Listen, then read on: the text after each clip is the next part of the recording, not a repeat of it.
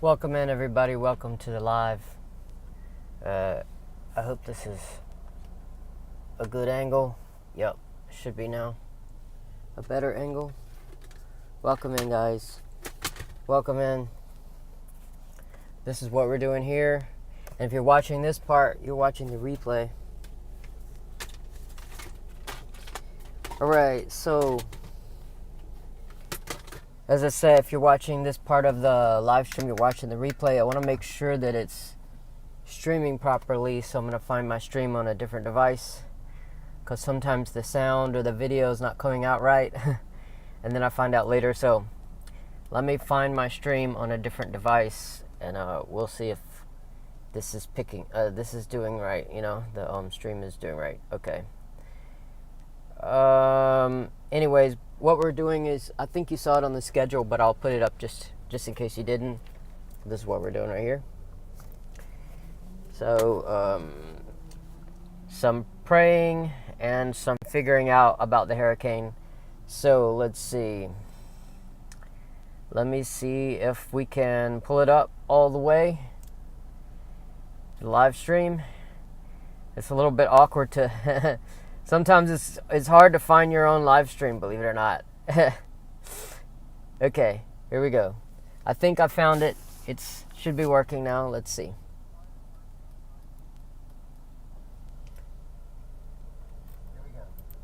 All right.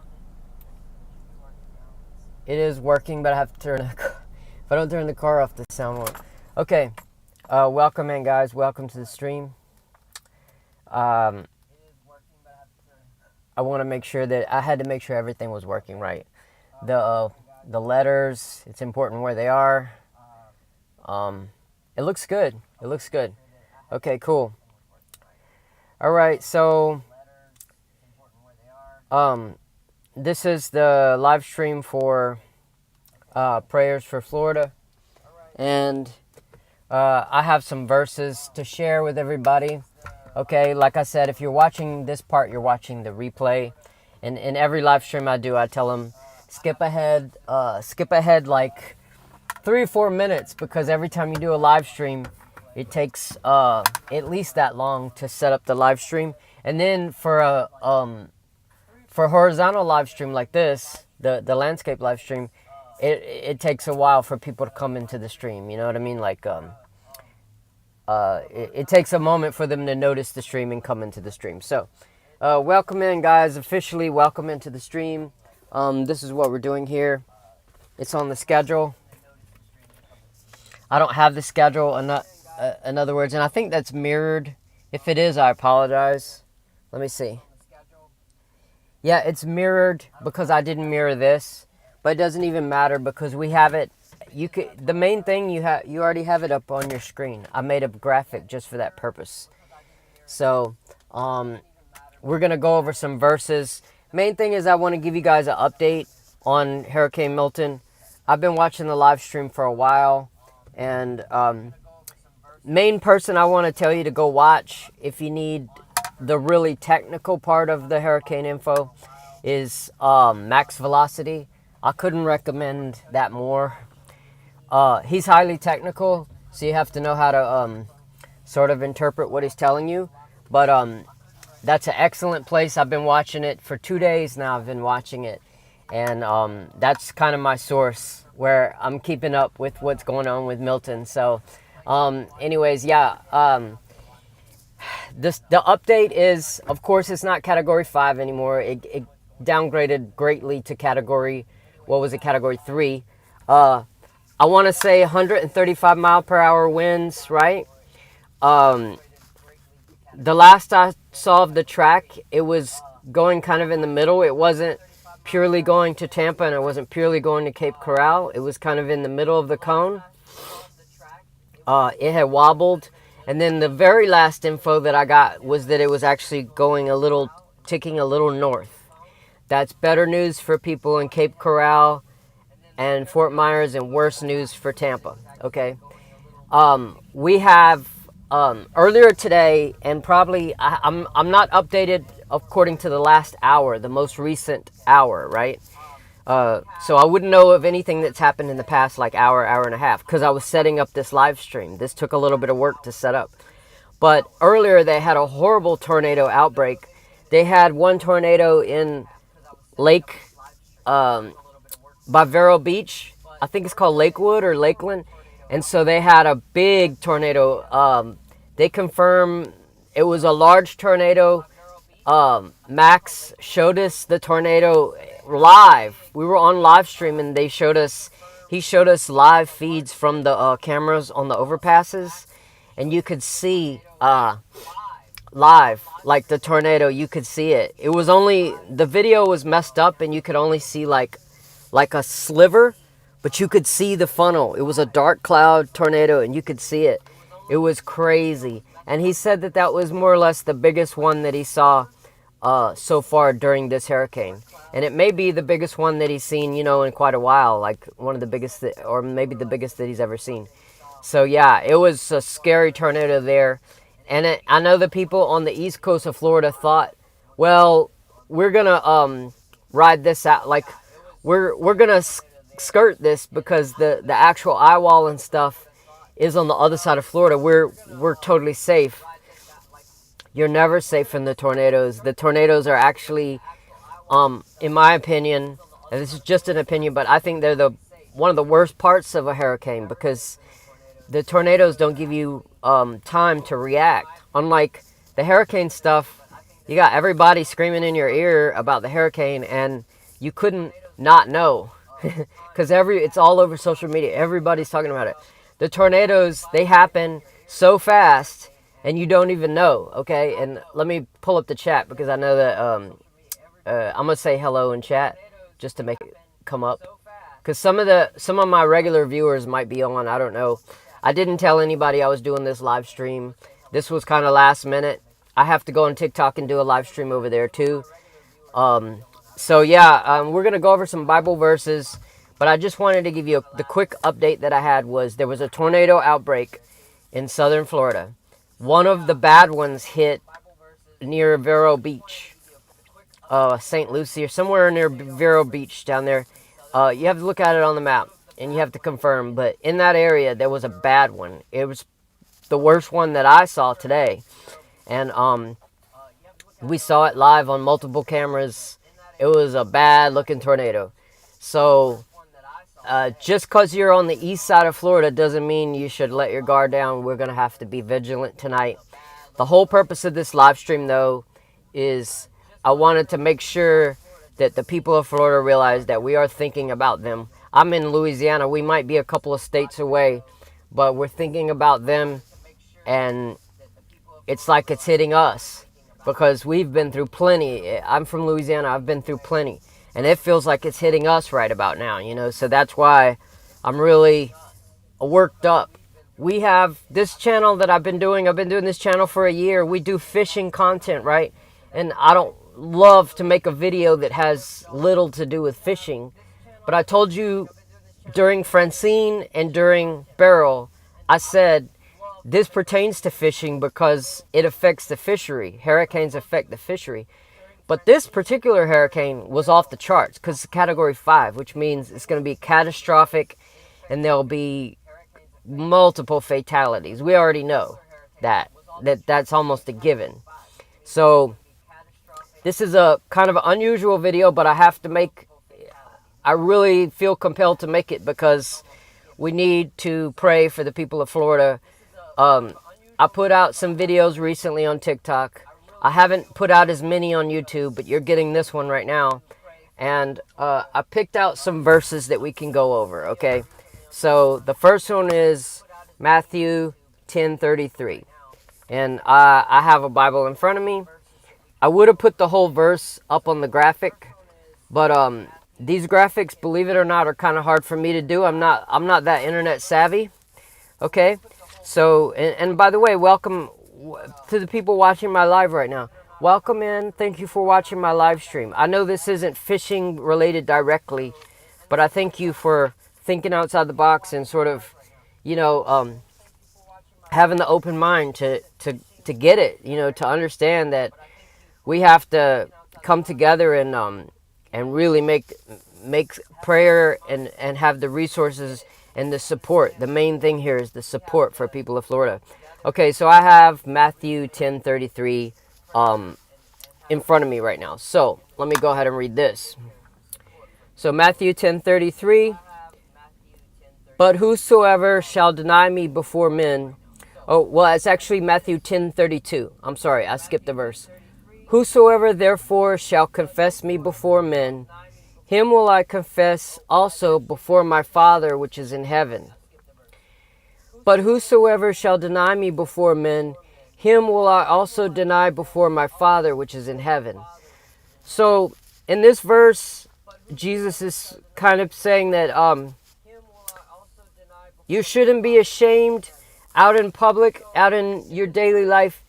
You shouldn't be, he's saying that if you're ashamed of him, if it's so shameful to be a good person and that you have a conscience and you feel ashamed about that, then he won't confess you in the right way to the Father, to God.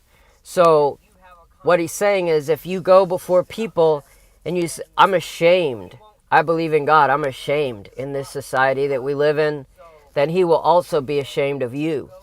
But if you're proud of what Jesus was trying to teach us, then he will go before the Father and confess your name and say, Father, this is a person who I know was hearing what I had to say and believing what I had to say. So I think that's the verse.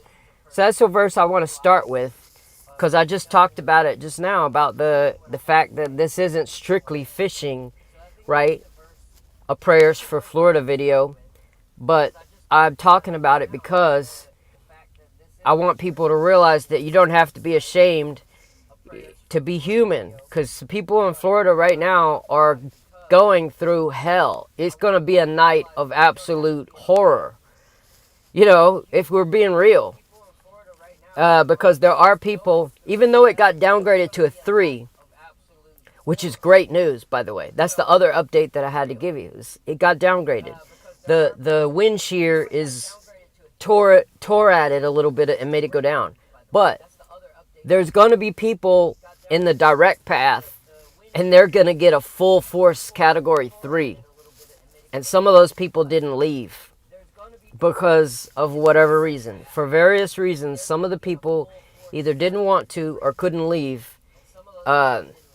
There's gas shortages, so they didn't leave and they're stuck there. They're going to get hit with a full force 3, and oh, wow. So that's why I say I'm not ashamed at all. I'm proud. And so we're doing the video. That's what we're doing here tonight. It's less fishing tonight and just more being human, being compassionate. Okay. So the other verse that you see up there is, this is a little deeper verse. This is Luke 23:44. So let's go to Luke. And I'll show you, it's going to be in tiny print, but I could show you.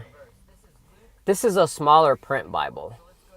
You can barely see the words are in smaller print, but we can still see the words. Like I said, I would have put them on the graphic, but I'm struggling to do these graphics, guys. Like, I do what I can.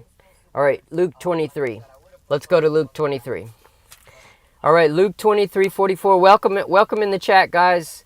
If you have any comments on what I'm talking about here, anything to add, go ahead and add it in the chat. Feel free to add it in the chat. I'm doing this YouTube stream.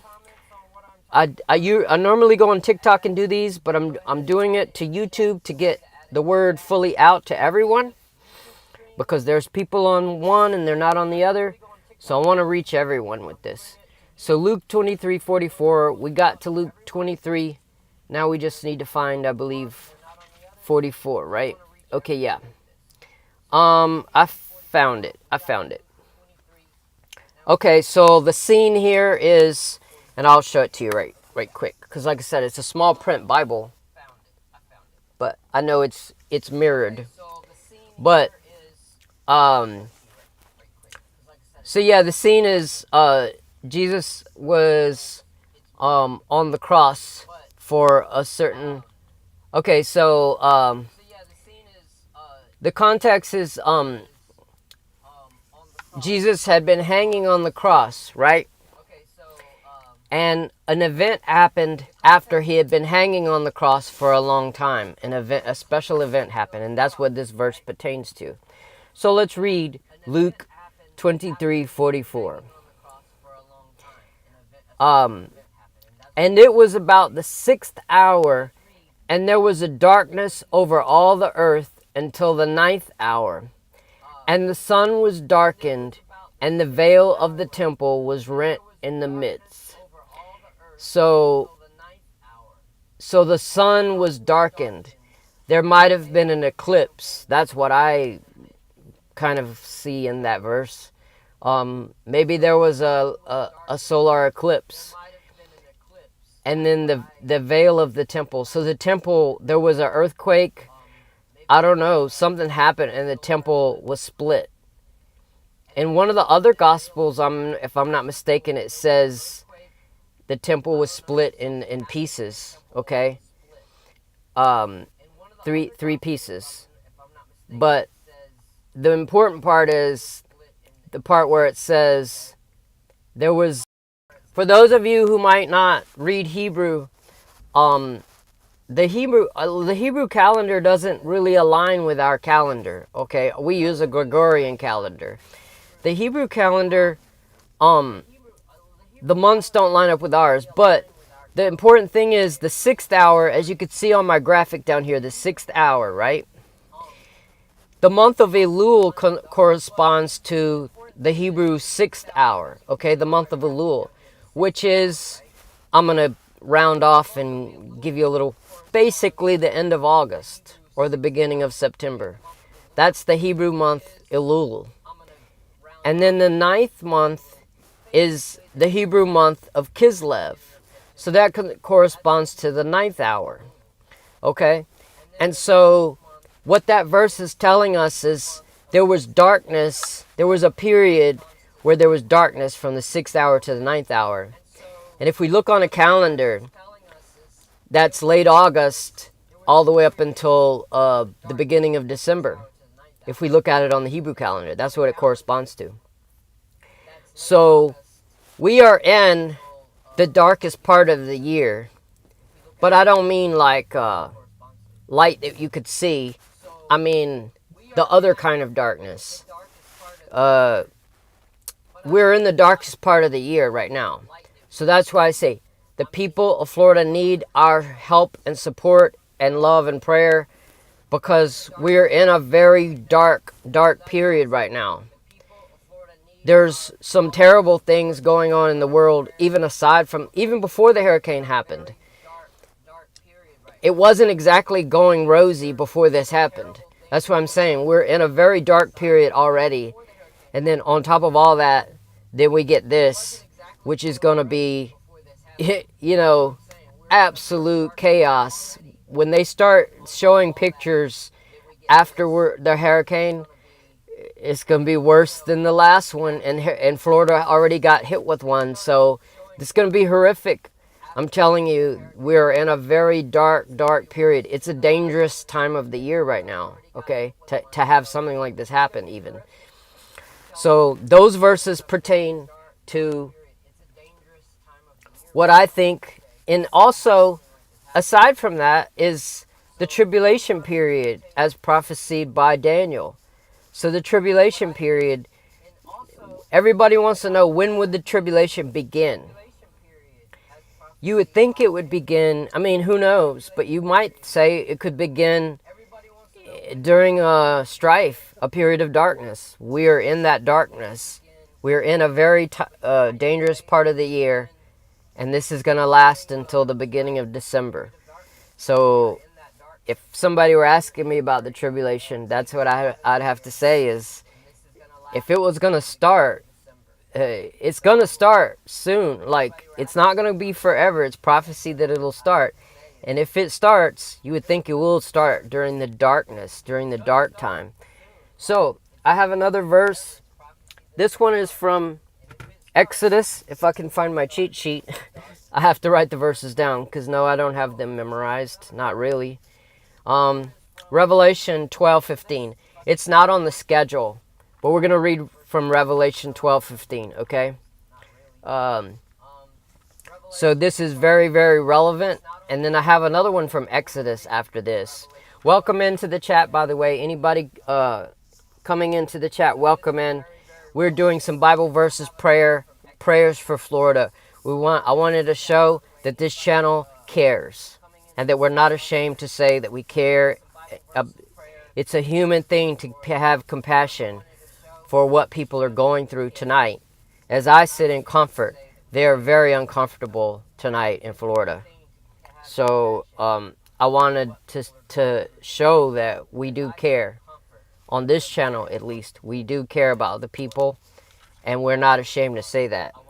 So Revelation 12:15 is where we're at now. It's not on the schedule, but let's see. Ooh, I might have the verse wrong. Oh, no, I don't have it. I don't have it wrong. Okay, yeah, Revelation 12:15. So, the serpent is pursuing the woman. That's the backdrop of this verse. The context is the serpent is pursuing the woman who gave birth to the man-child, Jesus. Okay, so, and the serpent cast out of his mouth water as a flood after the woman, that he might cause her to be carried away of the flood. So as you see in this verse, the serpent had power over the waters to cause the woman to be drowned in the flood. So he had wrath for the woman who gave birth to the man-child, and then he decided to use that power over the waters to cause her to be drowned, to try to drown her people in a flood. So it's a weapon, in other words. This is being used as a weapon, the water is. So that's another thing it ties into the hurricane, is like, it's supernatural, it's supernatural. This is like, overall, something doesn't like us humans and is constantly trying to do us in, and this is one of the methods that they're using right here in Revelation 12:15. It explains it. The serpent used water and tried to drown the woman and kill her in a flood. Okay, there's the other verse is Exodus, okay? Exodus 15. So let's go to the Old Testament in Exodus. Okay, let's see. Exodus 15. All right. I almost have it up. Welcome in. Anybody coming into the chat, welcome in. We're doing Bible verses. We're thinking about Florida tonight. And this live stream is basically dedicated to the people of Florida. We are praying for them, and we're thinking about them tonight on the Fish Camp TV. Exodus 15. I'll have to... actually, it's the beginning one. Okay, so that's the first two verses of Exodus 15. All right? So we've explained the context of this hurricane to you. Okay? We went into it. I showed you the Hebrew month Elul. I told you about the 6th hour and the 9th hour and the darkness that we're in right now. And now here's two verses of hope for the people of Florida. Listen carefully. Then sang Moses and the children of Israel this song unto the Lord, and spake, saying, I will sing unto the Lord, for he hath triumphed gloriously. The horse and his rider hath he thrown into the sea. The Lord is my strength and song, and he is become my salvation. He is my God, and I will prepare him an habitation, my father's God, and I will exalt him. So those two verses are the verses that I more or less want to leave you with. There's others in the Gospels that we could go over. But the main thing is I wanted to share those verses with you. and just try to tell people, like, get people ready for what's about to happen, because we're going to get some horrifying images out of Florida, okay? Over the next few days. You already know that's coming. It's going to be bad, guys. It's going to be really, really bad. And the more images and the more stories that we're going to hear, it's just going to be all pretty bad. The way we can help them is, I was stressing about the evacuation, and I gave some resources the other day. But the other way is we can start to think ahead at what the days after the hurricane, and we can think about resources and how we can spread the information they need, because let's anticipate what's about to happen here. They're going to be stranded. There's going to be people who stayed, they have a life jacket, or their house didn't get flooded out all the way, and yet they're cut off now. They don't have internet to tell people if they're all right or not, and they may not have gas because the gas stations might not have gas. So you see, this is going to be very tricky. Even the ones that, like, they survive and their house didn't get flooded, or it did and they got up to high ground and they didn't drown. But now they're going to be faced with problem number 2, is Florida already had stretched resources from the hurricane that just passed. So there's going to be trees down, and there's going to be the problem of how to get supplies into where the people are. And on top of all that, at least during Katrina, there were looters. And on top of all those problems, there was people during Katrina, like, taking advantage of the situation, because obviously the people are all gone and the police, it's a different kind of time period. And so there's multiple layers of problems here. So we have to pray as much as we can for the people of Florida. I gave you the updates. I'll give it again for anybody just tuning in.